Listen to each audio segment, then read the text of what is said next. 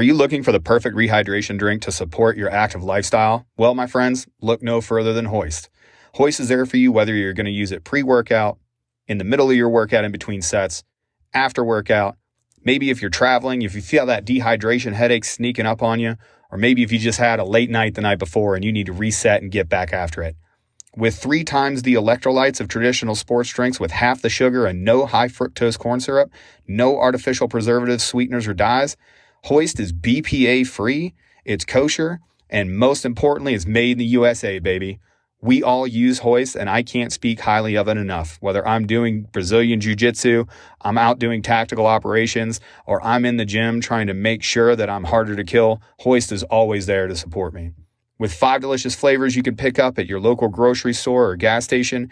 I love the dragon fruit, but you can try the orange, watermelon, peach mango, or strawberry lemonade. Hoist knows that you don't do normal things, and you might be out in the wilderness on a hunt, or you might be on a long ruck. Well, they hear you, and they've also got 3 delicious powder packs that you can mix in water anytime you want it. Peach mango, grape, and that fruit punch is that hitter for those packets. So go check them out. If you need IV level hydration for your normal every day-to-day activity, or if you're trying to get after it, working 2 workouts a day, Hoist is there to support you. Go check them out. Hey, everybody. Welcome back to the onesready podcast.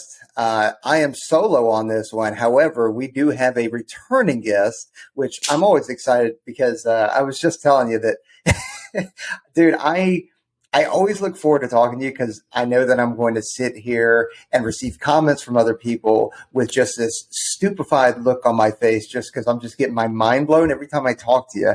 And it also gets weird too. It does get weird, which I'm okay with. Like, I can get weird. But so Taylor Starch, welcome back to the onesready podcast. We are always ecstatic to have you. And we kind of prepped a little bit for this one, not you and me, but, we asked the audience, because you have some pretty hot takes, or like you have some conventional wisdom, but then you also have some definite critics and some haters out there, but sure, that's fine because we all do. But we definitely asked the audience kind of like, what do we want to focus on? What do we want you to focus on so that you can just take us to church and specifically talk about recovery? So like going right off the bat, like what's your kind of going in for recovery that you want to hit right off the bat? Oh man. So I'm really, really excited to kind of break this down and talk about it. It is, recovery 50 years ago used to be about the things that you didn't do. So recovery used to be, hey, don't do these things. Don't go for a run. Don't do a CrossFit workout. Don't, stay up all night and drink. So it was recovery and rest used to be, hey, just don't do. But now it's turned into a multi-million, I'm sure it's up in the billions in terms of recovery research, recovery tools. It almost feels to this point where it's its own monster now. And it's overwhelming, it's overcomplicated, and hopefully by the end of today, people are going to feel a lot more comfortable. And we can go through everything because there's a lot of things that make up recovery. I think the most important thing to understand is the goal of training in general, right? So training, where everyone watching this is training for something. They're training for the pipeline. They're training to get their deadlift heavier. They're trying to run faster, swim faster. So the goal of training is to adapt. That is it. Our goal is to maximize adaptation, not fatigue. So let's make sure that we think about our conversation in the context of the goal is to maximize adaptation, because obviously recovery is going to allow us to have more stimulating or adaptive inputs into the body. That's a fancy word of saying we're going to get stronger, faster, better, or we're going to progress towards our specific goals.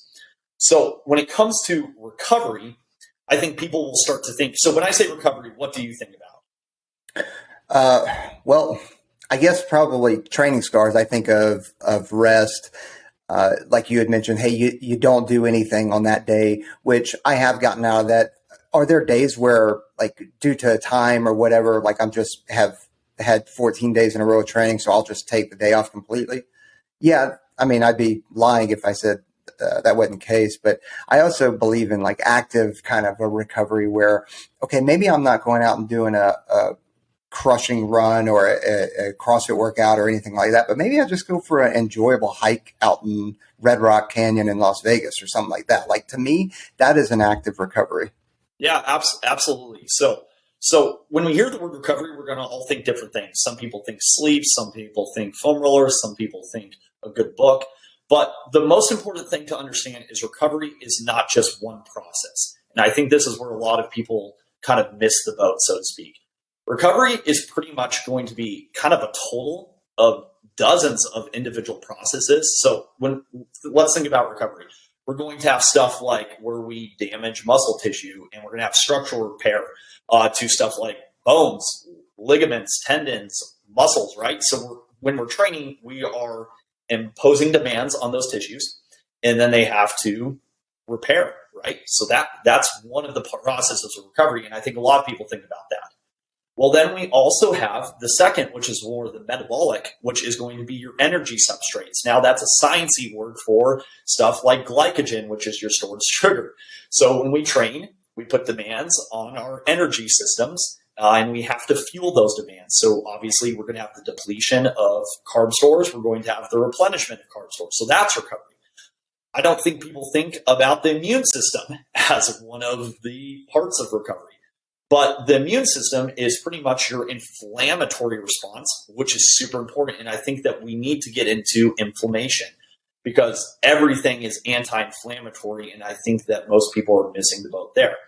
But we also have stuff like that we're stressing, which is our psychological, right? Our factors, which is going to be our motivation to train, our mental stress, right? We're going to have pain. We're going to have everything from hydration, electrolytes, hormones, memory, skill, motor learning. You get what I'm saying?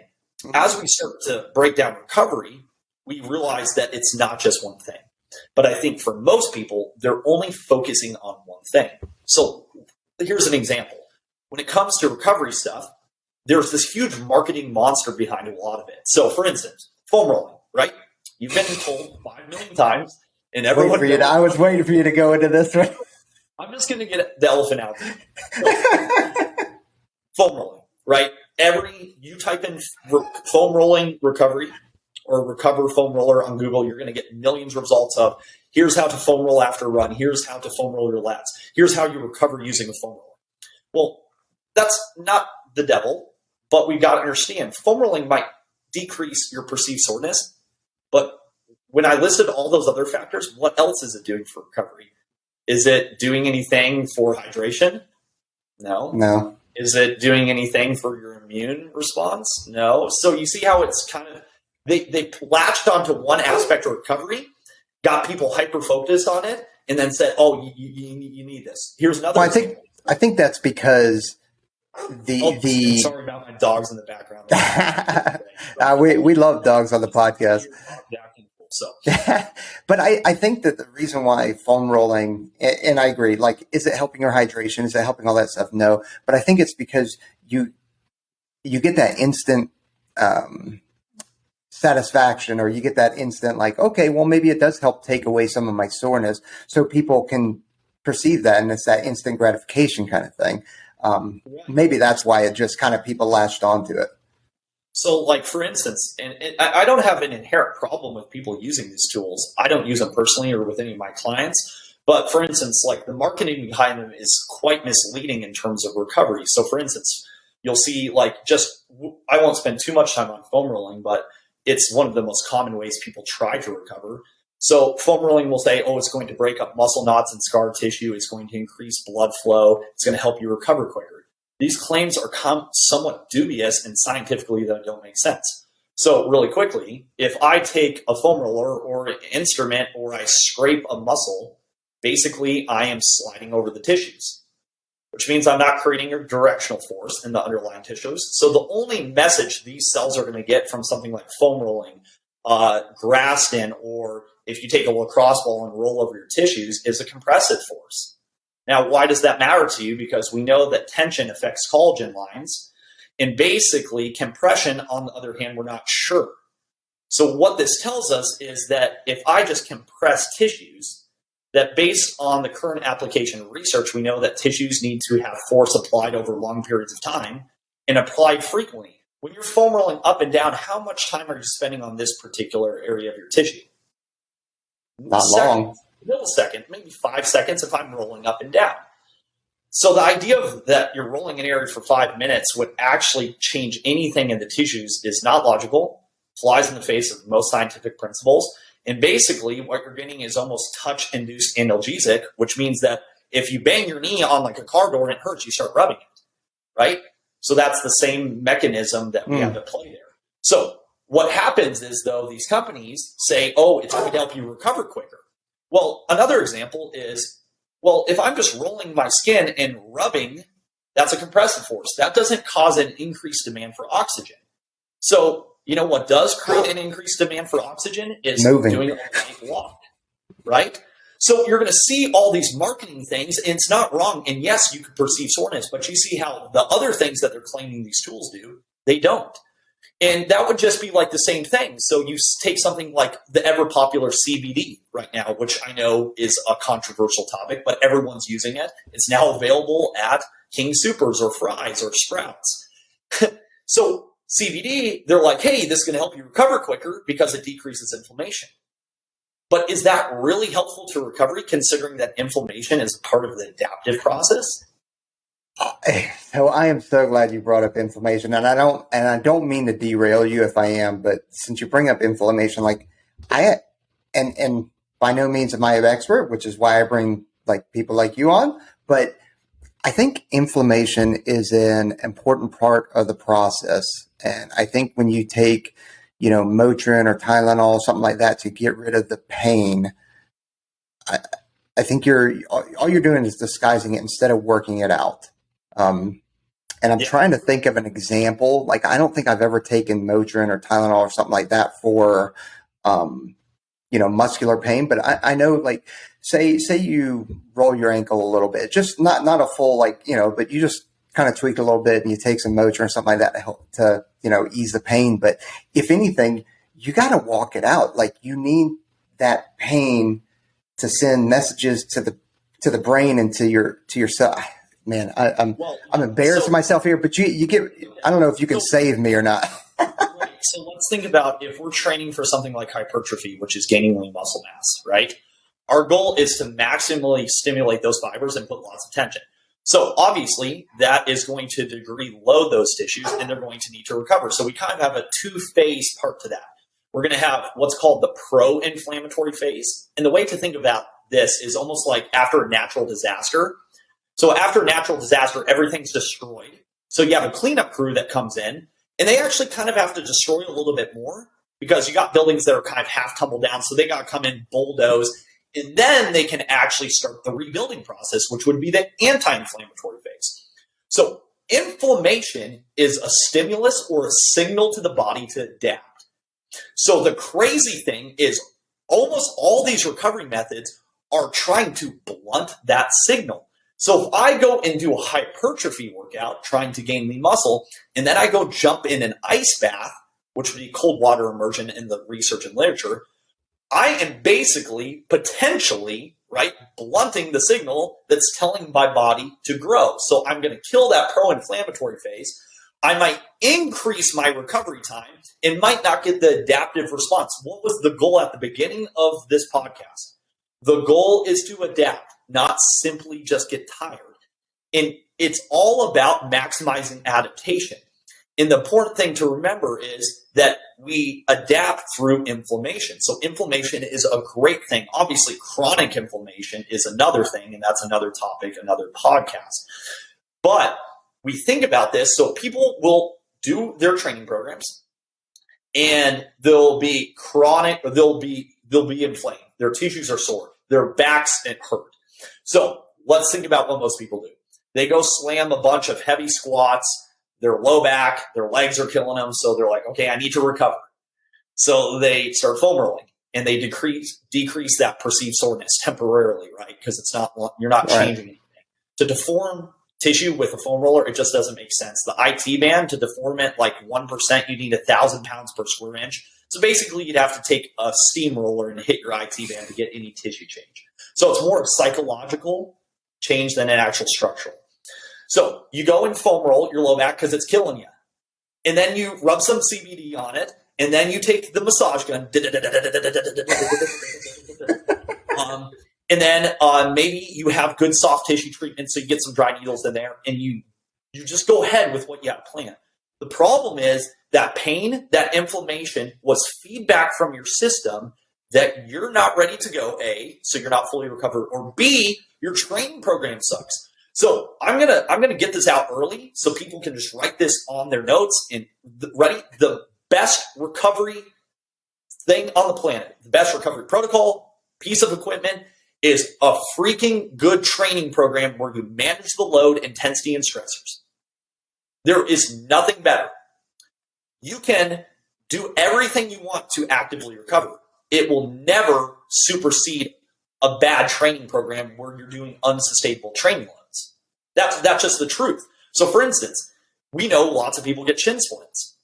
You can ice them all you want. You can foam roll your calves all you want. You could stretch, you could dry needle. If your training loads are unsustainable, that is the thing you need to focus on and adjust. You can do all this type of active recovery. And the problem is, depending on the recovery, it might not even be something that's helping you recover. It could be increasing time. So for instance, with soft tissue, have you ever seen where people get scraped or they get cupped? Oh, yeah. I've done it. I've done it. Now, I'm not saying that we can't get a positive pain response or someone might enjoy it, and that's a very good thing, right? We got to take into account what people's beliefs are. If you believe a treatment works, that's powerful. But if I'm actually causing more tissue damage to tissue that's inflamed, you're just increasing recovery time. Mm-hmm. So the number one thing for people to understand is when it comes to training, you have finite resources. That means every week, every day when you go to train, you have only so much adaptation currency. It's almost like an allowance, right? The adaptation currency you spend strength training is the same you spend doing your cardio. We don't have different currency. It's not like the euro versus the US dollar. People think it's different. So the money you spend strength training is the same money you spend running, which is the same money you spend swimming, which is the same money you spend in your life. So we have only so much that we can spend. Now, when it comes to resource recoveries, which would be energy substrates, our psychological bandwidth, all that stuff, we only have so much we can spend. So we're always competing for recovery and time resources. So if our training program is poorly designed, and why these are so poorly designed is because we generally have strength coaches who have never done endurance training, writing a program for strength.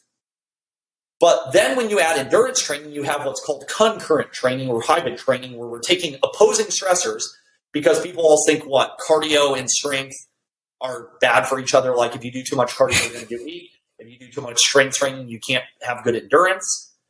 So what you have is you have programs designed by those people, or they weren't designed with the opposing stressor in mind. So here's an example. I'll see a lot of people. I'm kind of watchful guarding on the Discord chat or Reddit or subthreads, and I see all these people talking about all the injuries they're accruing, all the times they're getting sick, all the plateaus they're hitting. And they're not asking themselves, should I be doing this, or how this is all playing together? They're just doing stuff and making it hard. So we have to understand what stressors do to the body. What does strength training do at a maximal effort? So if I was doing maximal strength training versus rate of force development, if I'm doing a zone 2 run versus if I'm doing a zone 3 run, if I have a run where I'm doing more downhill, that's more eccentric stress. So what I'm getting at and what people are going to be starting to think about is you need to prioritize good concurrent training. And concurrent training is where we're trying to manage or balance or juggle all these opposing stressors, which means that when I strength train, that's obviously in opposition to long endurance. And they call that the interference effect in my world, but it's something that we have to learn how to manage, right? So I want to address three things that you kind of brought up there. I'm glad that you talked about kind of the placebo effect, because, hey, if you believe that something works, or it gets you whatever you use and you believe it works, like there is something to be said for the placebo effect, whether it's scientifically effective or not, like whatever. So, you and I both acknowledge that. Two is like when I talked about the scraping, or I think it's called rolfing is the actual technical term for it. I could be wrong. Very methods, but yeah. Yeah. So like when I've done that, it's not been for a recovery type thing. It's been for a kind of like a Kelly Starrett mobility, like you scrape certain areas around the ankle and the calf, and you can noticeably see the range of motion increase. And then the other thing is the coaching and training plans. Like you've seen it on Reddit, Discord, whatever, people just going ham on, you don't need a coach. You don't need a coach, just get free training plans and stuff like that. And yes, that is true. You can do free training plans. You can get yourself in enough shape to not just pass an IFT, but also cruise through the pipeline 100%. But even at an operational unit and in the pipeline, you are still provided strength and conditioning coaches that help develop plans for you, because in reality, they're just smarter than you when it comes to this kind of stuff. And they're there to get you to a place where you need to be. All that to say, like it is smart in my eyes to get some kind of good and qualified training plan for the pipeline. Yeah, and there's tons out there, and I'm not discounting anyone's experience. Obviously, if someone's on a program and they're progressing, that's awesome. But here's the truth. Everything works for a while, but not forever. And number two, the fitter you get, the less room for error you have. And number three, anything works for deconditioned weak people. And that's that's going to sting. So I need to mark this clip right now because I. This guy. It's true, right? Because we know the law of diminishing returns states as I accommodate, and if you don't know what that word is, the law of accommodation says the better you get something, the less gains you get. Think about Usain Bolt, right? He only marginally might gain 1/100 of a second versus a newbie could drop 2 seconds in their 100. Yep. So as we get fitter, what's going to happen is eventually the minimum we need to progress or stimulate and the maximum you can recover from will eventually meet. And the further you are away from that meeting point, the easier thing is. So obviously, if you can only do 6 pull-ups to 8, you could probably do almost anything. It's going to work. Just keep talking. I gotta plug my computer in. Yeah. I just realized that I'm losing battery here. We're gonna lose 5-star reviews right now. But that's the most important thing is that when you're deconditioned, when you're weak, you can hop on any training program and it's going to work. So you could hop on, simple and sinister. You could hop on 5-3-1. You could do all this stuff, but eventually your body has this adapt or die response where even if you're training at unsustainable volumes, there's a lag response with the body, meaning it will super compensate and basically try to hang on for dear life. So people think, because I'm doing all this badass training where I'm just every day I'm in a puddle of, sweat and tears that I'm getting stronger and getting faster, and it only works until it stops working. And that's where people are normally good and they don't believe that, a lot of the stuff when it comes to a proper training program or how to manage stressors until it stops working and they start plateauing, and then all of a sudden maybe their run times start getting slower. So one of the most important things with a training program is kind of having some stop gaps or some assessments in there, whether it's on a weekly basis or to make sure that you're not taking yourself into a point where your body can't recover. Because the one thing we've got to understand is if we are allocating more resources to repair and recovery than we are growth throughout the week, we're not going to be able to progress, or we might not be able to progress very long. So every time you're training, you shouldn't say, can I do this? The human body is amazing. It can do anything. And we know what happens as we push our mental limits. We can do anything because we can just push our limits. But the thing you have to ask yourself is, what is the cost of what I'm doing? What is the cost of these 5 sets of 5 deadlift on my run I'm going to do 2 hours later? Don't ask yourself if you can do it. Ask yourself, what is the recovery time for everything I'm doing after the workout? You need to say, how do I spend less time in recovery while still continuing to adapt? What most people are doing is they're seeing how much they can recover from, not how little time they can spend in recovery. And that a maximum recoverable volume is like how much work you can do before you break. That makes sense for like a single sport athlete. So if I'm a 400 runner in track and field, my only goal is 400 meters. You are a concurrent athlete. You are not a professional powerlifter. You are not a professional ultra marathoner. You are balancing more stressors than most athletes have ever even considered.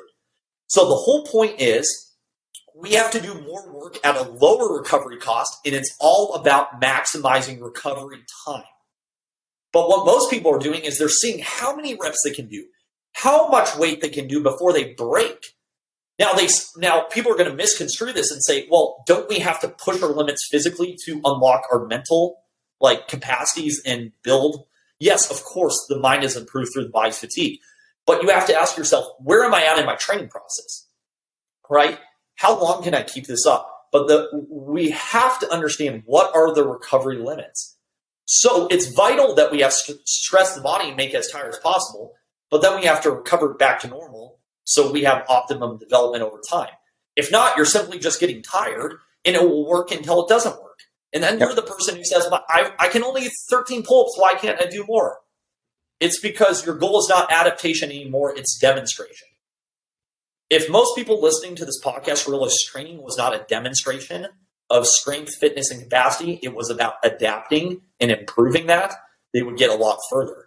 No, I agree. And if you had to take 75 pounds off of your deadlift, your back squat, and when you're doing 5 sets of 5, so that you could do that 5-mile run later on, that's what you should be doing. And same with if you're just if I go out on a blistering run today, but I have every intent of part of my training plan to do another run tomorrow and so on. But I have crushed myself so much that I have no glycogen storages. I am so sore that I'm like, I wake up the next morning, I'm like, you know what? There's no way I can move.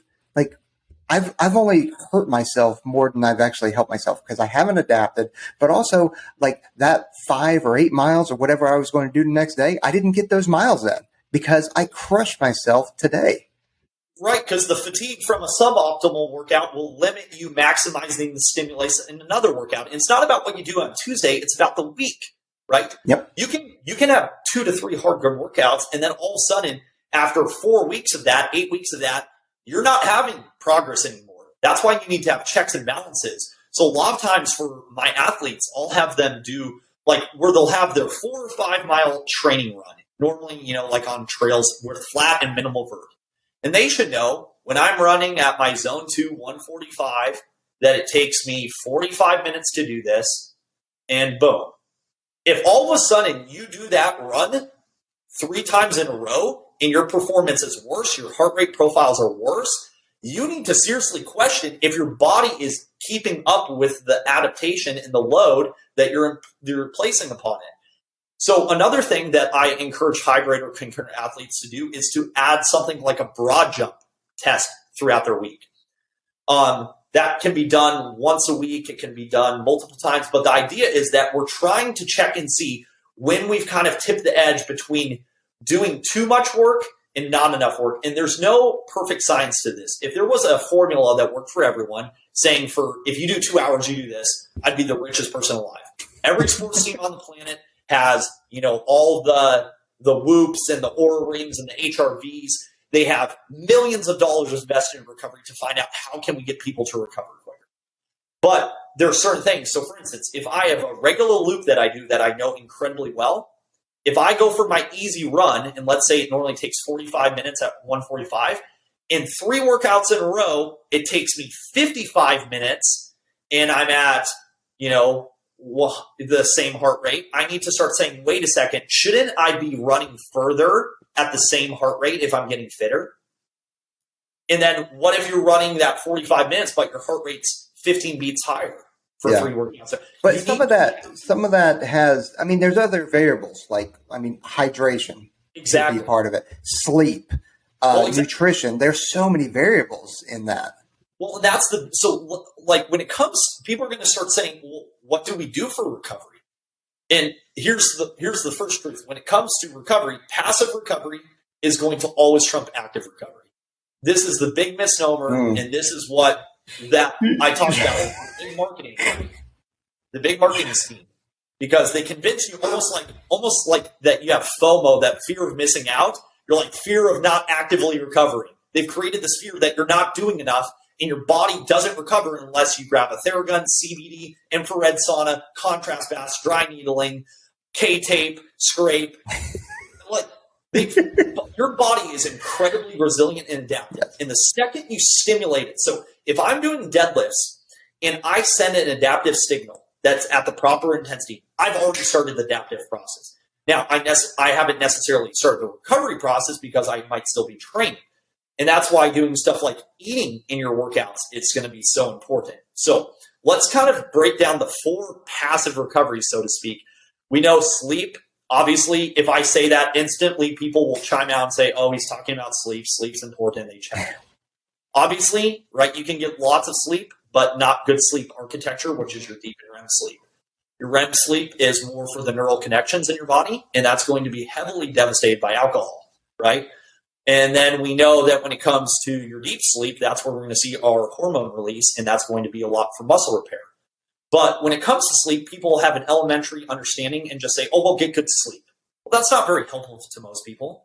So obviously, when it comes to sleep, some things I really want to put out there that people should know. Your sleep cycle is not necessarily dictated by when you say you want to go to sleep. It's about when your skin and your eyes are first exposed to morning light. So if you want to start to get a good night's sleep, it's actually going to start by waking up early and getting as much skin exposure to good light as possible. That's super healthy and also sets your circadian rhythm. When it comes to sleeping at night, obviously simple stuff like making sure there's no blue lights. And most people don't know blue lights are everything from the red light on your TV. They don't have to be blue to your overhead lights. So when the sun starts to set, you should be already starting to turn off as much overhead lights as possible. Number 2, putting that phone away, because we know that phone is going to be the end of humanity is going to be smartphones. So about 2 hours out, you should probably put your phone on a charger, and then you should probably have an alarm clock in your room. You should not have that phone in your room. It is sending 5G signals, blue waves. It is actually impacting your sleep if it's in the room. So just get it out of the room, put a clock on. And then what we want to think is we want a cool room, and there's no lights. And I would sleep with a mask. And those are crazy things, but I would make it a habit. Those are some easy things to remember. And if you're waking up more than one time throughout the night to go to the bathroom, you're overhydrating and probably doing that a little bit too much before bed. Did you say sleep with a mask? Yeah, it's just one additional layer. Oh, you mean eye mask? Okay. Sorry, I'm stuck in freaking COVID world. Yeah, I'm like, who's sleeping with a mask? Now, when I say those things, everyone's going to be like, I already know that. But it's funny. People say they know these things, and then they don't actually do them. They're on their phone in their bed for 30 minutes. That's gonna really mess with your melatonin, which is something also people take for recovery. But they take way too much. So, like, for instance, if you're using melatonin, you probably only need 1 gram of melatonin. Most pills or things people take in their sleep aids are 4 to 6 grams, so it's probably keeping you up. Dude, I can't take melatonin, because I am will stay up. Yeah, I am so it makes me drowsy. You know how if you take Tylenol PM or something like that, like you can be drowsy. Melatonin keeps me drowsy for hours when I wake up. So there's an example. So people are like, oh, well, they're like, I need to sleep better. And then they hear on another podcast, melatonin helps you start that sleep cycle or starts winding you down. Well, if you start turning your temperature down, an hour before bed, when you start getting off overhead lights, that's already starting the cycle. But then our caffeine intake is another important thing. So what's the half-life of caffeine? It's independent and varies, but it's about 5 hours to go down 50%. So let's say you have a banger monster at 4 p.m. That means at 9 o'clock, you'll still have 150 milligrams because they have about 300 in them, or 3 cups of coffee in your system when you're trying to go to bed. So everything I just said was kind of a bullet list on purpose so people could kind of do a quick checklist. And most people should know these things. But the problem is just because we know it doesn't mean we're implementing it. Yep. It's so true.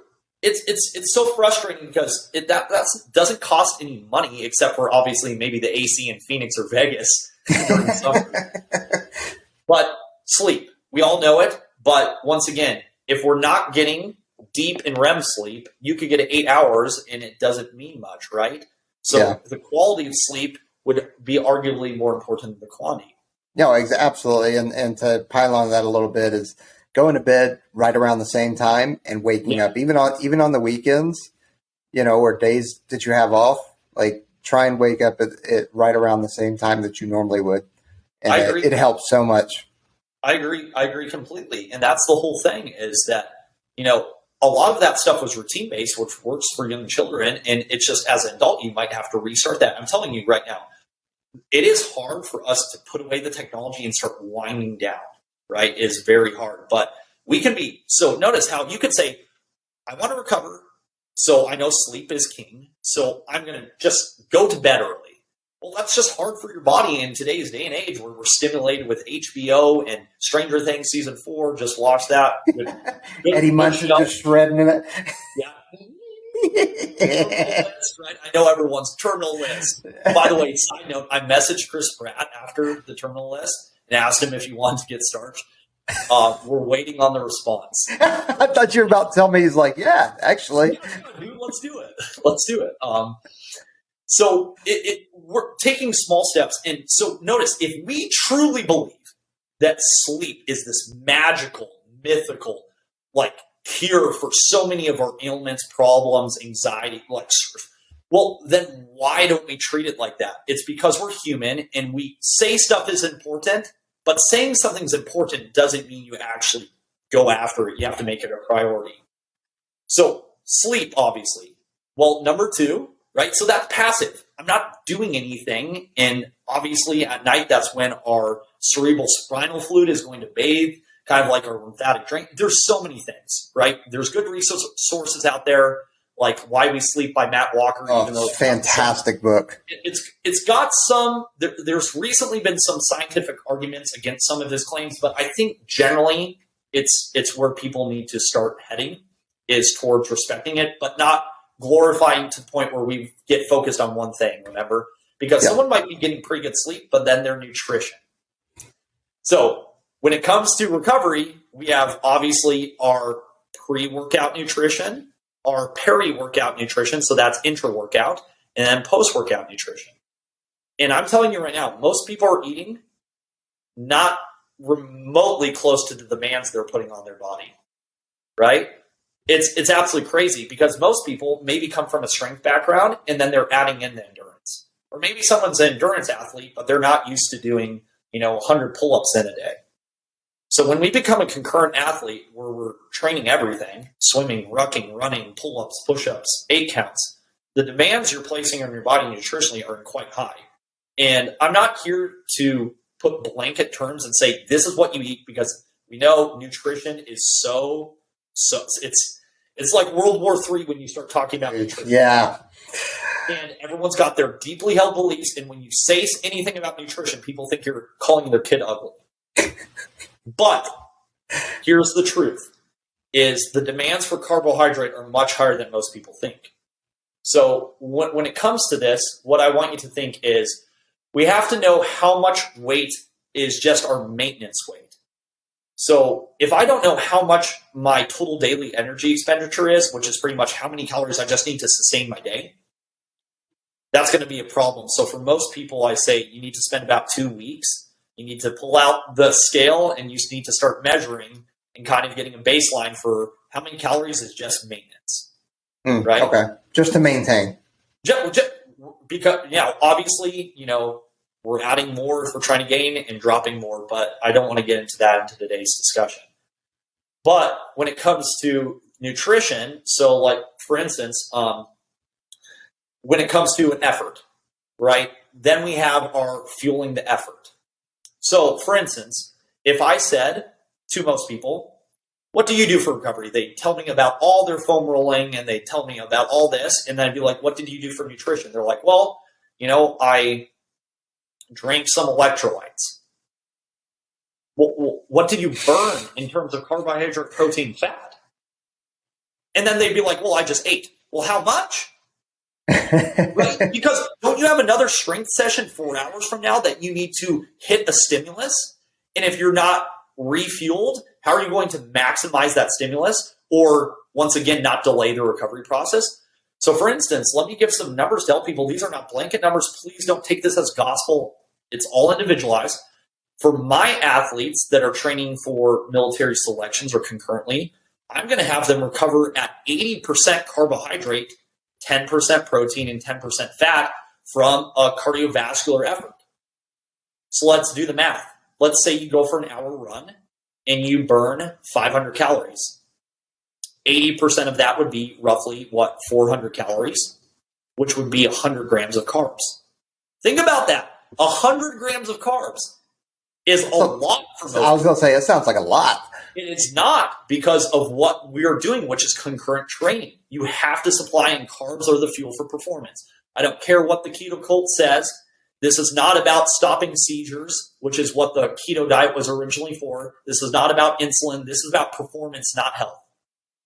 So 80%, and here's the thing, that's just to recover from the effort, not to repair. Recover, repair.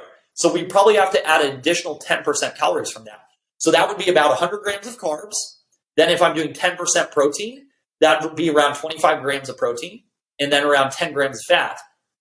And you see how I know those numbers? It's because in my workout book, I'll pull this out. So I did my training earlier today. You guys can see, I know people can't see this if they're not watching YouTube. So on my book, I literally went for my run, and then I calculated how many calories I burnt. And under here, I have a section called substrates. That's why I'm super nerdy. It's not called food. I literally have the exact carbs, fats, and protein breakdown I need to recover and repair from that effort, so I am not spending additional time in recovery. Because if, let's say I need 100 grams of protein or carbs, 25 grams of protein and 10 grams of fat, and I get 50 grams of carbs, which would be a lot for most people. That's a decent amount for most people. Yeah. Post-run, because they just grab something light, right? Like a banana and some electrolytes.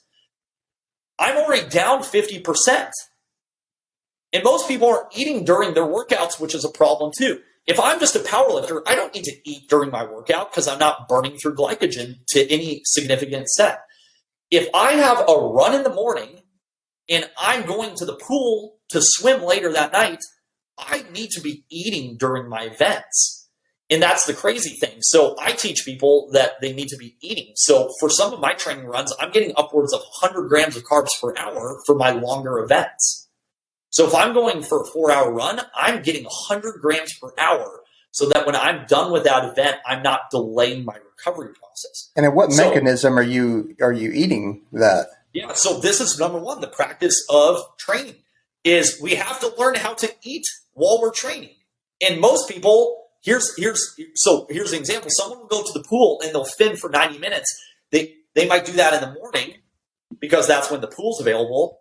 They don't eat, and then they go to do their Metcon or circuit later. Do you see how we're chronically underfueling? And especially, like I said, for most of my concurrent athletes, I'm prescribing 80% carbohydrate, 10% protein, 10% fat to recover from their workouts. Obviously, the individual variances are going to be on their other meals. And again, this is performance-based. This is going for performance. I'm not telling you, right? This is to refuel from exercise, right? And then the second thing is, so obviously, right, with nutrition, it's like, then we got to talk about like how much protein do we need, right? People are focused on protein, and they're getting like 2 grams. They're trying to get like 2 grams per pound of lean muscle mass.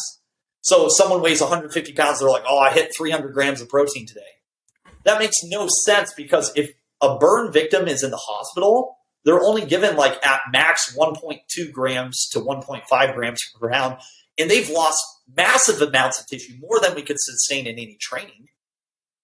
Carbohydrate, despite what the internet says, despite what Dr. Mark Hyman says, is the fuel of endurance training. Not powerlifting, not standalone sessions, but collectively. So when people get into these, when they go through the to prep or SWIC, when they get to combat control school, they're so focused on where's the Theragun, they haven't even got their nutrition numbers down. No, that's true. And what might be a perceived lack of performance is a lack of fueling, and fuel always adds up. So what you did on Tuesday is limiting you on Wednesday afternoon, potentially Thursday morning. So on Thursday, you might be like, wow, I had a really bad run. You might have been under your carbohydrates for the past 2 days, and now it's finally hit you. And now, since you're underfueled in carbs, you cannot stimulate. You can't run that fast. So now it feels harder, you're adapting less, and you're spending more time in recovery. So it's a confounding problem. It makes total sense, especially because when I went through INDOC, it was Mondays were evaluation days. So, we had all weekend of rest, just shoving down large Papa John's pizzas in our faces, and Mondays were evaluation days. And by the time you got to Friday, you were smoked, just done. And I'm for sure a carbohydrate and a caloric deficit without a doubt, because, we're only eating 3 meals a day. And this is, late 90s, early 2000s. And, to take extra food out of the chow hall was, that was unheard of. And they weren't supplementing us with any kind of protein shake or anything like that. So, it was in selection. I'm sure people are going to say, well, what do I do in selection? It's like, you don't have a choice what food you're given. They give you and you do. It's not about performance. I know you're trying to get selected, but it's not about it's actually about durability. It's about survival. Yep. You're not trying to win a 800-meter race at the USA Track and Field. You're trying to survive an ungodly and unsustainable amount. So obviously, when it's out of your control, stop trying to control it. So people are going to be like, "Well, what do I eat during selection if they don't give us food?" Well, I wonder. Probably nothing. Yeah. Well, you don't have anything to eat, but but again, you sleep when you can and you eat when you can. Exactly. There's no magic. Don't quit. Yeah. Stop focusing on what you're going to eat. Don't quit. Now, if you're given the resources, don't squander them. Right. But the whole thing is people are trying to mimic selection and the David Goggins mentality in their training. And I'm like, whoa. Like, if your goal is to break would this be smart? If we were doing a bike ride today, should I just poke a very small hole in my tire and then you and I go for a ride? You'll be working harder, but are you getting more progress? No. So same thing. Should I just not sleep tonight so my training feels harder tomorrow? Would that be good for performance? That's wild to even when you break it down like that, you're like, well, obviously not. So should I just not drink water so my run feels harder? So it's not about making yourself feel harder so you can go on Instagram and get clout for training for special warfare. Right? It's about adapting and progress. Training is about building yourself as high as possible, because what will the pipeline do due to the demands? It will break. There's no question. No person, no matter how strong they get, no matter how many miles they run, they will break and their body will be broken by the end of selection. Yeah. So that breaking implies you're losing capacity, your body's breaking down, you're losing muscle mass. How much weight did you lose during INDOC? I have no idea, but it was probably 17 pounds-ish, probably. So perfect. So I'm not telling people to just get super heavy so they lose, but you get what I'm saying. Same with joint health. If my hip can only rotate 20 degrees, what is that at the end of selection? It barely can budge. Oh, yeah. You're beat to hell and back. So wouldn't you rather start your hip at 40 degrees and drop to 20 versus start at 20 and drop to 0? Right? So training, a lot of people listening to One's Ready are a year out from BMT and SWIC, and they say, well, I need to be doing what they're doing the last day of selection and my weekly workouts. I'm like, are you insane right now? No. Go find me any pro athlete that does what they do in their training, in their competition exactly multiple times in training. So do 100-mile marathons or 100-mile ultra marathoners run 100 miles before their race? Nope. No. A lot of them, the longest run they do is 30 miles. That's 30% of the volume. Could they run 100 miles? Yes. Would it be productive to building their fitness, their capacity, and working on their weakest links? No, you would just destroy yourself, and whatever's the weakest link is just going to get absolutely obliterated. So if you're only as strong as your weakest link, sure, you can try to break yourself, but you're going to be successful. So nutrition it's pointless to say which is more important, sleep or nutrition. Stupid discussion. You need to know your numbers, basically, because if you don't have any relative idea, like for instance, if I make a PB&J sandwich, which everyone on the planet does, love it. I can roughly guess what I'm getting in terms of proteins, fat, and carbs. So if I'm in the pipeline, I'm not going to pull out a calculator that I don't have available and say, I wonder what my macros are. No, I have a relative idea that this is about the amount of food per hour I can handle. So I need to be getting, so for me, when I just did a mountain run the other day, I said I need to get 25 grams of carbs per 15 minutes to hit 100 grams. And I did that for 4 straight hours. No exception. Because I have to fuel, or else I'm not able to stimulate or run at the pace or work at the pace or lift the weight I need to get to adapt, not simply get tired. Remember, fatigue is not stimulating, right? Fatigue isn't what makes us stronger, faster, better. If so, don't sleep for the next 2 weeks and see if you're lifting heavier. It's not fatigue. You're right. Like, I mean, I'm going to go climb Mount Charleston, which I think is just under 15,000 feet or maybe 14,000 feet. And it's a 16-mile out and back.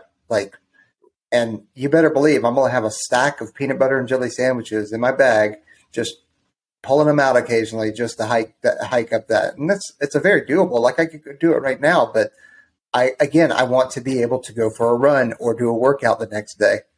If you're on a morning run, you're fueling it's not about that run. No. It's about the rest of your training week. Mm-hmm. The week is more important than the day, which is more important than the session. And then obviously with nutrition comes hydration, right? So hopefully I'm talking about the big 4 that people are going to be so shocked that I'm spending all this podcast talking about these and not how to maximize the Theragun, right? So like, for instance, for hydration, right? Like how much water do I take? How much sodium do I take? That's crazy important. And obviously when you're given water, when you're given stuff, you can only do with what you're given. So you might not have access to certain electrolyte mixes. It's going to be what they give you in the hydration, right? Yep. But some easy numbers to remember is, so for me, if I want to know how much I should drink, this is a tricky question, right? And it's going to depend on how hot it is, how much I sweat, all that stuff. A good equation, remember, these are not rules, but they're more to get people a ballpark to start practicing fueling. Most people are not practicing fueling. They're just, oh, I forgot to eat. I'm just going to eat something, or I'm hungry. So if I take my body weight and I divide it by 30, that's going to give you about how many fluid ounces per 15 minutes you need for a workout. So that's an easy number for people to remember.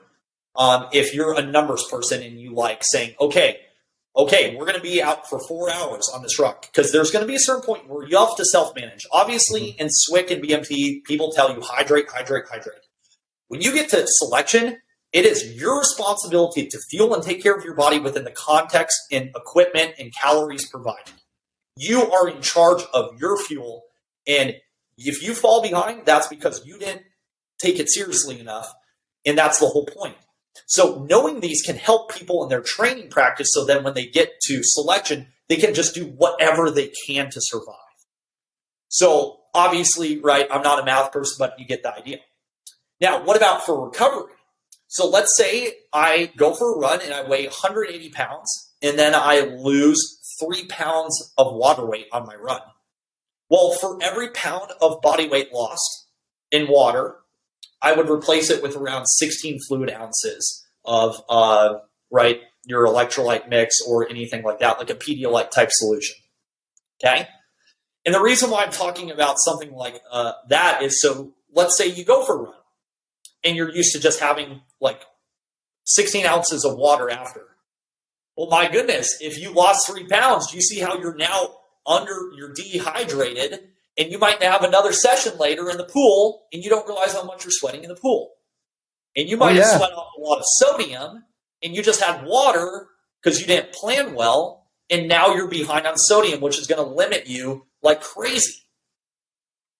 So some other numbers people can remember is how much fluid can my stomach handle per hour? This is a golden number, okay? Your stomach can process about 800 milliliters per hour if it's completely full. So a full stomach will actually empty faster than a partially full stomach. That's a great thing to remember. So if I'm going to go out and train in the hot and heat, which a lot of people are, I'm going to probably have 800 milliliters of a Pedialyte type solution an hour before, and I'm not going to eat.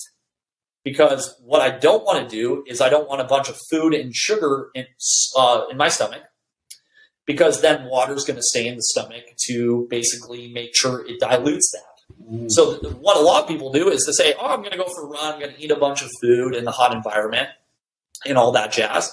So they get a bunch of food in there, they swash down a Gatorade, and then they run and their stomach's all sloshing. So they're actually they're not absorbing water well.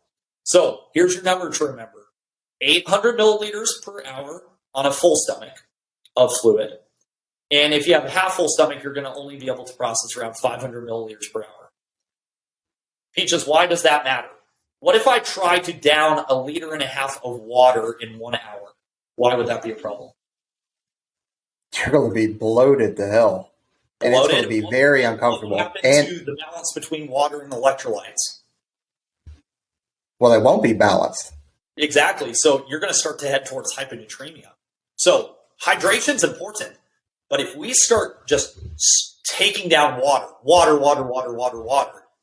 you can push yourself to a point where you're actually going hyponatremic. So a lot of people are coming to San Antonio, right? It's hot and humid. And so they think, oh my gosh, I'm going to be dehydrated. So they just start chugging water. So they chug like 1.5 liters. And then they go for a run, and then they start feeling like, oh my gosh, my world is ending. My pace is slowing. And that is no joke. That has happened to me before. Like I've done it once, but I was a victim of that. So we've got to be smart. So I want people, as we're breaking this down, to, like, everyone will say hydration is important. Dehydration is not something we want. Sleep is important, and we want to focus on it. But then they don't have any specifics or anything. They just, ready? How helpful is this? Just stay hydrated. That's not helpful. That's not helpful. It's going to change based on my sweat rate. It's going to change based on how salty of a sweater I am. So if I'm coming to a hot environment, for the first couple of weeks, I'm going to sweat out more sodium than if you and I have spent 4 months in a hot environment. Then I'll sweat out less sodium, because that's one of the adaptations to heat. So why these numbers are important is because we want to make sure that we have enough fluid to be able to stay hydrated, but we don't want to actually now swing the fence and say, well, I just need to drink so much because I'm in San Antonio and I drink so much and actually go hyponatremic. You'll actually see that in the Ironman races. The people who actually DNF or do not finish are actually most of the time not dehydrated. They're actually hyponatremic. They just pounded the water. So what happens is they start hitting a wall. They get to an aid station. They start pounding way too much water. They start diluting. Basically, they don't have the proper ratios. Then they don't drink to thirst. So they start just drinking to cool off versus drinking when you're thirsty. So it is very important that we focus on drinking to thirst, unless you're kind of like a numbers person and you can take that body weight divided by 30. When you say drink to thirst, can you elaborate on that a little bit? Well, a lot of people just be like, wow, I'm really hot. And then they'll just take sips of water. Drink to thirst is if you're like, wow, I think I'm kind of thirsty, I want something to drink. If you think about it 2 or 3 times, there probably actually are. If you think about it once briefly and it's fleeting, no worries. So the reason why we drink to thirst is because it's still the most accurate in terms of making sure that we get enough water, because our body will let us know. And then number 2 is that we don't do too much when it comes to that. Because I can even say, well, I want to pour a bunch of electrolytes in my mix. And then people will put like 2 full electrolyte mixes in here. So their stomach has a ton of sodium in it. Because remember, if I have food in here, that has sodium as well, and sugar. So we don't want to do too much sodium. We don't want to do too little. And so it's this balance point, right? And so that's why for a lot of people, if you alternate sipping between your electrolyte mix and water, so look, couple sips electrolyte, then when you feel thirsty again, couple water, that's not the world's worst strategy. Okay, so when companies like, and I'll just use them because Hoist, they have a powder. Yep. Cardomax has a certain amount, and it says mixed with 20 fluid ounces, right? Yep. I have been using one of those 40-ounce hydro flasks because I'm like, okay, well, I'm going to be out for a while. I may not like. So am I doing that incorrectly then? Should I just do 20 and then have a separate just spare water? Like, That's totally fine. That's totally okay. fine. All right. I just want people to be a little bit smarter and realize that it's all about that Goldilocks, right? Not too much, not too little. So, there's all these popular podcasts right now talking about the power of salt when it comes to hydration, for sure. And it's really hard when we're working out super hard to replace. We'll never replace salt. Sodium's always going to be lost, so it's really hard to do. But I want people to realize that if you have too much sodium and sugar in the gut and your gut can't handle it, water's going to stay in there. And why does that matter when we're in a hot, humid environment? So here's an example. You're about to go on a ruck because you want to ruck in the middle of the day. So you slam down a bunch of food, right? And then you slam a bunch of, you just chug a bunch of LMNT or something like that. You just got to realize that can stay in your gut and slosh around than actually being transported out of the gut and small intestine. So, yeah. So hydration, these are ballparks. Don't religiously follow these, but at the same time, start practicing, right? These are going to impact you 5 times more than, getting a chiropractic adjustment when it comes to recovery, right?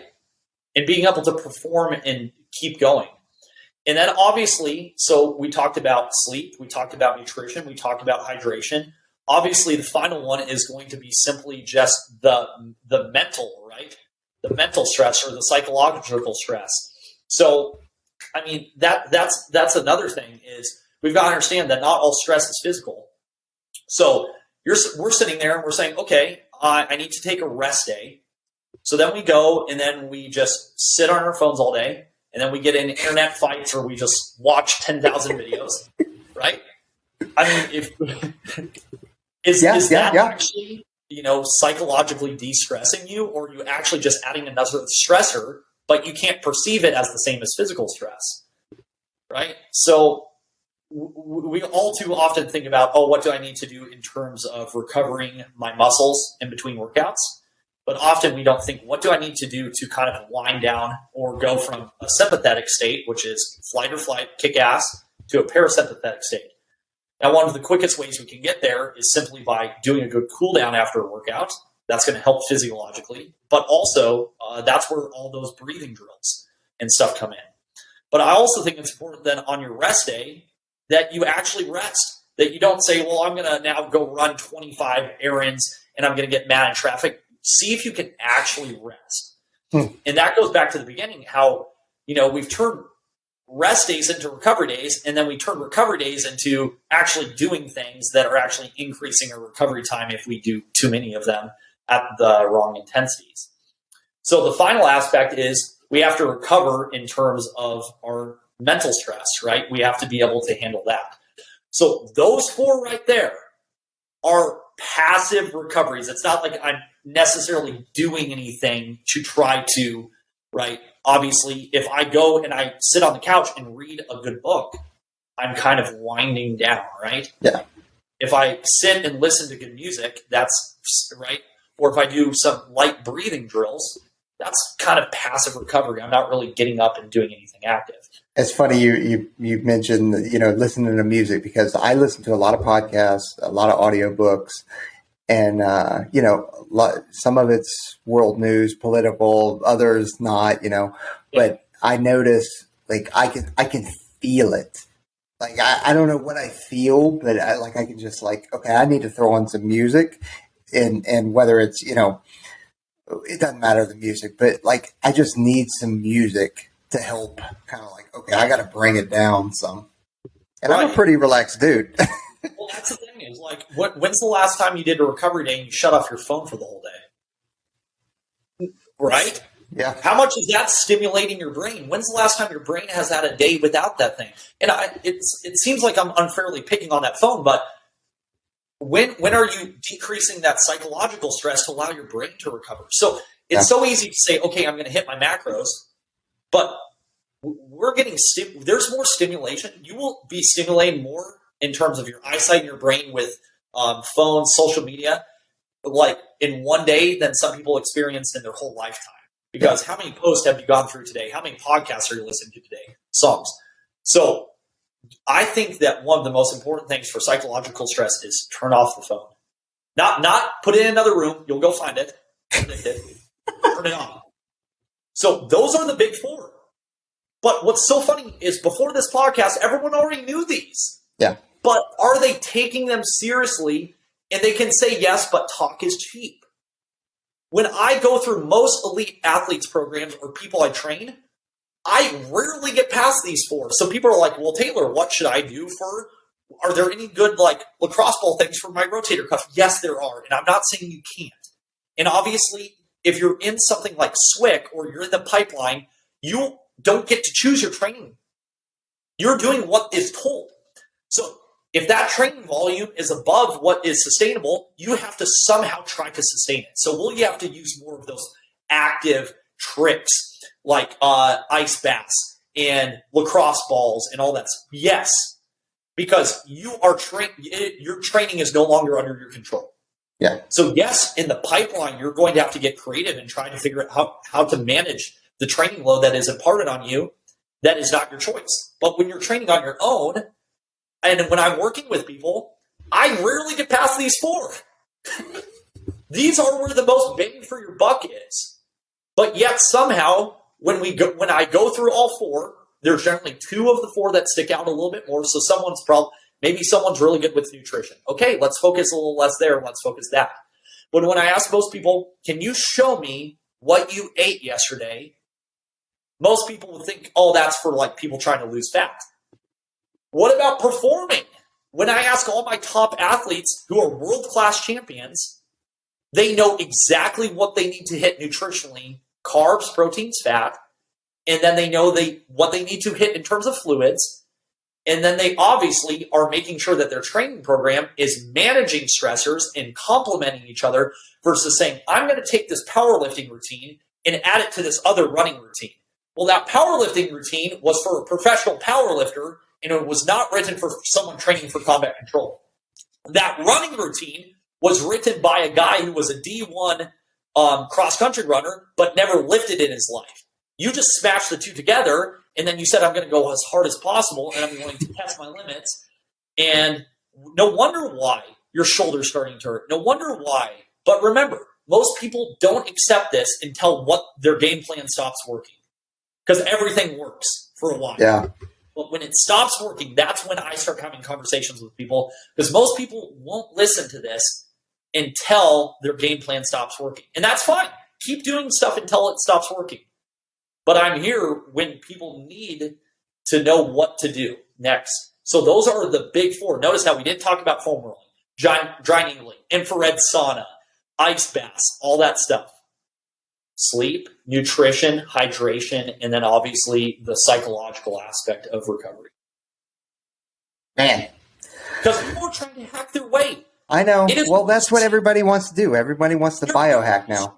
Get their recovery, but it's more sustainable in the long run to let your body recover naturally. This marketing machine behind recovery is trying to trick people. They can train harder than their body can sustain. Yeah. So that's what I talked about. So your back is completely screwed. So you foam roll it, you dry needle it, and then you go squat again when your body was telling you, yo, you have not recovered. You are not ready for this next stimulus. If you try to stimulate, you're going to annihilate. So I don't foam roll. I don't lacrosse ball, not as a virtue signal, but because why would I take away the feedback? Tightness, pain, inflammation is feedback of my training inputs. So if I go and then try to hack my way through that to get another set of 400s in, what am I doing? I won't be able to do that for a while because the body will super compensate until it can't. I mean, I gotta tell you, it was either the first or second time that we talked, and we started talking about the Zone 2 stuff. Like, I have really throttled back my run pace, my everything, even my CrossFit workouts. Like, I've really gone, okay, well, I don't need to go ham on this. And you had just posted something the other day too about whatever one of these world-class athletes spent, I think 88% of his time. Yeah. Alan Webb, he was one of the fastest American milers, like a 3:46. And I went through his training logs, and he spent about, I think it was 90-ish% at below VT1, so basically low intensity in most people's standards. And that guy's faster than all of us. Yeah, I mean, that's insane. It's insane. It's because, once again, it's hard because, like, for instance, so when you're strength training, your goal is to not get your heart rate up and be breathing hard. You can improve your strength without systemically stressing your cardiovascular system. So, like, if I do 3 reps of 3 and I get stronger and I have enough energy or adaptation currency to then go do hard track intervals, I get the strength adaptation, I get the cardiovascular adaptation, and I can actually work on my skill. So we have a lot of skill work that we need to work on when it comes to the rucking is a skill. Buddy breathing is a skill. Running for some people is a skill. There's so much things you have to be good at. You cannot train like a professional powerlifter. You can't train like a pro ultra runner. You can't train like most athletes because you've got to be strong enough, and then you've got to stop obtaining strength. You know, I'll always think of an example of a guy who went through one of the courses. He could bench press close to 400 pounds, but he was actively drowning every time he was treading water. So your bench press means nothing. What are you going to do? Bench the water away? Conversely, if you're some ultra marathon runner that just like is wicked fast and can just run for days, but you can't pull me out of a vehicle, then same thing. Like I remember one of the other from back in 2017, we had a runner who set the record at one of the tests, similar to one of the IFTs, and he failed his push-ups. So cool, I don't care. Congratulations on being, on losing, quitting, whatever you want to call it. Losing, quitting, failing. The whole point is, once you've achieved something, you've achieved it. Why are you spending more money there? So you have people right now that their trap bar deadlift is 400 pounds. You just need to put that into maintenance mode. You don't need to spend. Why are you trying to get it heavier? You have people on the opposite spectrum who can run, like blazing fast times, and yet they can't do 12 pull-ups without hitting maximal failure. We have to understand recovery resources are finite. We are always competing for time and recovery resources. And training is not the work you do, it's the effect it has on your body. And if we're allocating more resources for repair than we are growth, we're not going to be able to progress or progress very long. So what happens is when people start plateauing, when their program and their plan starts failing, which eventually does, what they do, if it's not working, they just have more volume on top of volume. So they're not sending any additional signals for the body to adapt. They're just creating more noise. Actually, a great book to read that has nothing to do with training is called Signal and the Noise by Nate Silver. It talks about how so much of stuff in research in our world is just noise. Like, we think it matters, but it doesn't. So a lot of people are doing, just because you do a rep doesn't mean it tells your body to adapt. So if I do a set of 10 on a bench press, it might not be until rep number 6, 7, 8, 9 that I'm actually getting an adaptive signal. So what I'm telling people is you have to have enough energy to hit the right intensity or the right volume, or else you will not adapt. You'll just get tired. And that's important because your goal in training, not selection, not testing, your goal is then demonstration. But when you're training, your goal is adaptation. There's a difference. There's a difference. Now, and here's where we get smart, because then someone's going to say, well, Taylor, what don't I need to put myself in the suck to to kind of like, meant to push through my mental barriers? Yes. Yes. But you have to plan the suck. Right. You can't just say, oh, well, today, let's just add in, let's do weighted Murph at 45 pounds. I was reading one of the threads and a guy was just like, yeah, I put on a 40-pound vest and went for a 6-mile run. They're like, oh, that's cool. You added vest. And I'm sitting there, I'm like, why the hell would you add a weight vest? You're running slower. Or is it your goal to be a faster runner? Not to make it harder for the sake of making it harder? You can do things that are counterproductive, maladaptive in your training, which means that they're not making you better, they're just making you tired, right? And that's the hard thing, because if just getting tired was the key, well, shoot, okay. We can do that. So if you want to work on stuff like that, you have to plan it. Or you can do something like, okay, ready? You want to do something that's hard? Just wake up at 1 a.m. and do your workout from 1 to 3, and then don't post about it on social media. There you go. Is that hard? Yeah, because you have to wake up, and what's the first thought when you wake up? Oh my God, I don't want to do this right now. Yep. Okay, but is that putting your shoulder at risk? No. Right? If it was the workout you planned during the day. So there's an example of how to make a workout harder mentally without breaking yourself just to say that David Goggins said, take no rest days. And I love the guy. You know how much I'm a fan of the Grizzly Bear. But what people are doing is they're just seeing how far or how many reps they can do or how much weight they can do until they break themselves. Breaking implies you have to spend more time repairing. And isn't the goal to adapt? Right? I bring it back to our initial conversation, and I sound like I'm being rude or kind of like that, but I'm trying to remind people what training is. Now, if you say, man, I've had a bad week, I just want to hit buys and tries, pump the I knew they were gonna make an appearance at some point. Yeah, exactly. Right, we've already talked about that. But that's a one-off. That's okay. I'm talking about you are training to physically do what very few people can do, right? The one of the 1%. Yeah. Your body needs to be as durable as possible. And that implies building your body, not breaking it.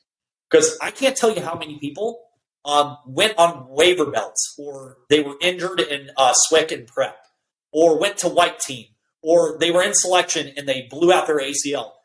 And they had those problems coming into BMT. They had them coming into BMT. I cannot preach as a coach how many people, and here's the crazy thing. Most people are spending all their time recovering and repairing the stuff they're breaking in their own training. Think about that. Not from SWIC, not from prep. We said at the beginning, the best recovery tool on the planet is a program that properly manages load, stress, and intensity and manages that based on what training volume your body can handle. That's the best. Forget everything else I said today. A training program trumps sleep, volume, all of it. Most people are breaking themselves with their training programs because they're improperly laid out. They're not managing the stressors, and they have way too much volume, and they're poorly managing it. So then it's causing shoulder pain, back issues, shin splints. And then they spend all their time trying to do active recovery to fix the stuff that their program is causing. But they never would have had in the first place. What? Your program caused shin splints, not running didn't cause it. You think that because you're running it caused shin splints. No, it was your training program. Yeah. And you want to know a pretty good recovery tool that's better than a foam roller? It's called patience. Right? Yeah, you're not wrong, man. Patience is not simply the ability to wait. It's to also have a good attitude while waiting. So most running injuries, most training injuries are because we aren't patient enough to have a program, because most programs go too quick, too fast, too heavy. And they're thinking in terms of these boxes where, the strength program was created as a strength program. The run program was created as a run program. The ruck program. They're not thinking about how this all interplays. And you have to rob Peter to pay Paul, and Paul has to pay Peter back. And we only have so much money we spend. So if you go and you say, well, today I'm just going to throw on a weight vest and do 200 rep push-ups a day. Okay, I'm not saying you can't do push-ups every day. How are you recovering from that? How much nutrition did it take to recover? So I know a lot of people are doing push-ups and pull-ups and sit-ups every day. How much energy does it take to recover from your 200 push-ups? Have you done the math? No.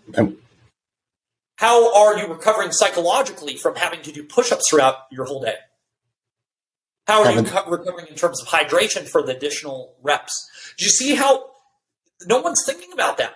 They're not thinking about how do I recover from this. They're thinking, well, can I do it? Everyone can do anything. Your mind's amazing. Your body's amazing. The human spirit is amazing.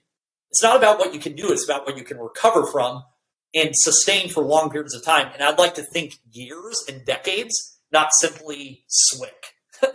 Yeah, well, you do. Because if you make it, if you make it through SWIC, you make it through ANS, and you get selected through the pipeline, like you still got to do not just the rest of your career, but the rest of your life. Like right. It's one of those things where so it's so funny. I watch people, and when I look at people's programs, people send me their programs or pay me to like go through it and kind of see what's going on. I'm like, the amount of things you're doing is insanity, and they think, well, I'm going to go to selection. I'm going to do 1,000 reps a day. That's the equivalent of saying, well, I'm going to run a 100-mile ultra marathon. I better do it every day. Next weekend. I'm doing a 100-mile race coming up here. I'm not running over 30 miles because I'm building. The race is breaking and testing. It's going to happen. Like, you don't need to do that. Like, you know what's going to stop you from getting selected? If you blow your ACL in SWIC. I've seen it happen. I've been there when a kid's taken out his ACL, and he said that he never fully recovered it. He just kept pushing harder and harder and harder, and he tried to make grad standards. Yes, you should be trying to exceed the standard, and I want everyone coming into basic training to be well above the standard. But if you break yourself in the process, what good is it? Because you're only heading towards more unsustainable training volumes. Selection, no one can sustain those training volumes because that's what it's designed to do. It's written in a way that no one can do. So you're training a year out, 6 months out, 2 years out, should be about building and not short-circuiting your recovery to do unsustainable training loads that your body can't handle. Yep. But we've created all these hacks and gimmicks. So here's the truth. Yeah. I mean, so the final piece I'd like to add, the caveat, so people don't get mad, because the internet ruins everything, and people always take the context out and they apply it to the outliers in the 1%. Performance, top level performance is like walking a razor blade without trying to fall off or cut yourself. So what I mean by that is we're always walking this insanely fine line between training hard, recovering, not getting injured. It's training. So of course, there's no perfect formula. Every top athlete is playing this delicate balance of when do I push? When do I pull back? And that's where we have all the tools like the Whoop and the HRVs or professional strength and conditioning coaches is really all right. If this wasn't a hard thing, if there was an easy answer, I probably wouldn't have a job. That's true. And this would not be a trillion or billion-dollar service. Someone who is a D1 football player who's going into the pipeline will recover from deadlifts way easier than someone who is a cross-country runner. Yeah. So that's why it's hard, because people want this easy, like ABC 1, 2, 3 answer. But you need to be asking yourself, like I said, just ask yourself, how am I going to recover from this? How do I spend less time in recovery while still continuing to adapt? It's all about maximizing system recovery time.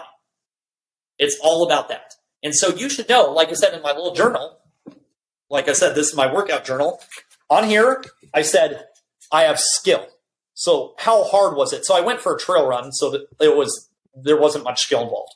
Here's my nutrition, how much I need to recover and how much I need to repair, which is plus 10% of what I need here. Here's my hydration numbers. I lost 2 pounds, so I needed 32 fluid ounces and 1,320 milligrams of sodium to recover. Here, I said, what was the mental stress of my run? And I said it was low because it's my normal running route. I said, what was the bone stress? Well, for me, 4 to 5 miles is not much stress. It's not like I ran down a mountain, which would be high stress on my bones. I said, what was the intensity cardiovascularly? Low. And this is all in my training journal. And then what was the environmental stress? And it was hot as hell and humid, so I put high. Yeah. So I do that after every session, after every workout. I'm asking myself, what is this? How much skill does this take? For instance, a clean and jerk takes way more skill than a leg extension. What energy did I burn through? What was my hydration for the event? How do I recover in between events? So that's what I'm focused on when it comes to recovery. And I don't try to short circuit it. I supply my body with what it needs based on the demands, and then I let it recover naturally. And if you're recovering slow, since recovery is not this macro thing, it's happening at a cellular level. Remember, all these processes that I talked about in the beginning, inflammation, blood flow, that's all at a cellular level. So we're recovering at these micro processes. So what is your Theragun doing for cellular processes? Nothing. Nothing at all, right? So if you're having a hard time recovering, you probably have a poor deconditioned cardiovascular system. You're probably not sleeping and getting good architecture. You're probably not fueling nutritionally, or you haven't dealt with the psychological demands or the stress mentally. Most people, if they look towards those, are going to actually start to realize how much they've been hindering their recovery. We can't really speed it up per se, even though I know that's semantics, but we can definitely slow it down. Taylor, every time I talk to you, I don't feel attacked, but I just feel like I really don't know anything when it comes to it. And, you know, I'm talking from somebody who's made it through selection. I have my own issues, you know, but like, just like everybody, but it's just, you're a wealth of knowledge. And I like every time I get a chance to talk to you, I truly appreciate it. Yeah, for sure. And you can see so now I'm just challenging people to flip the script from how much stuff should I do to what should I not be doing. That's where I've kind of that can apply to your active recovery. Like for instance, people will be like, I'm going for a recovery run. I saw that in a couple Reddit things. I'm like, you're eccentrically loading. I'm guilty. I have told people to do that. Okay. I've told people. We all are too. But the more we are honest with ourselves, and remember, the better our training program is, that sorts out 95% of all this. Your training program is the number one recovery tool. A good freaking training program that wasn't written in isolation. It has to be written for a concurrent athlete. Well, on that note, what is the name of your website again? Because I know that you have the world's best pull-up program available.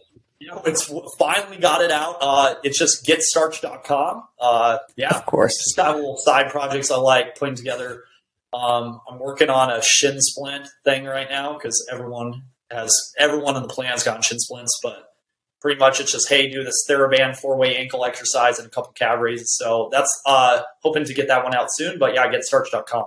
Nice. So getstarch.com, and then you're on you are on social media, but you're not following anybody. So what's that one? I do not follow anyone. I realized how much time I was wasting on social media. I realized how it was insane. I did it kind of as a fun experiment. Like, hey, what am I using this for? Am I using it to create and share and help people, or am I just scrolling mindlessly? Mm-hmm. And I took it off, and then I was like, oh boy. And then it was a mind-blowing experiment. I haven't gone back since. So yeah, just Taylor Starch. On the gram. Awesome. I'm like the person who people think I'm a social media person, like I'm a content influencer. I'm like the last person. I hope that tomorrow it just shuts down and we can just all go train and spend time in person with each other. But I am on the gram and YouTube and stuff like that. Dude, are you kidding me? Like, yeah, we were in the same boat. Granted, at least for me, I can't speak for Trent or Aaron, but like, yeah.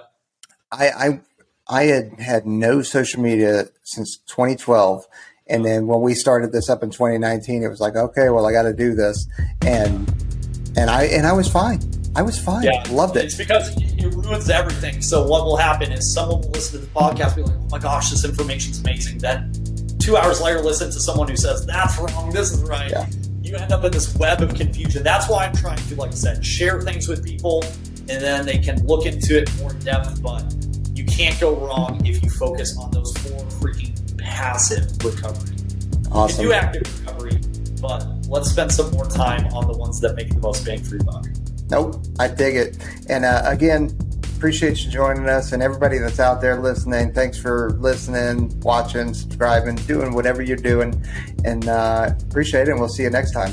Later. Don't short circuit your recovery. Don't Yeah. short circuit it. Call them Don't out. do it.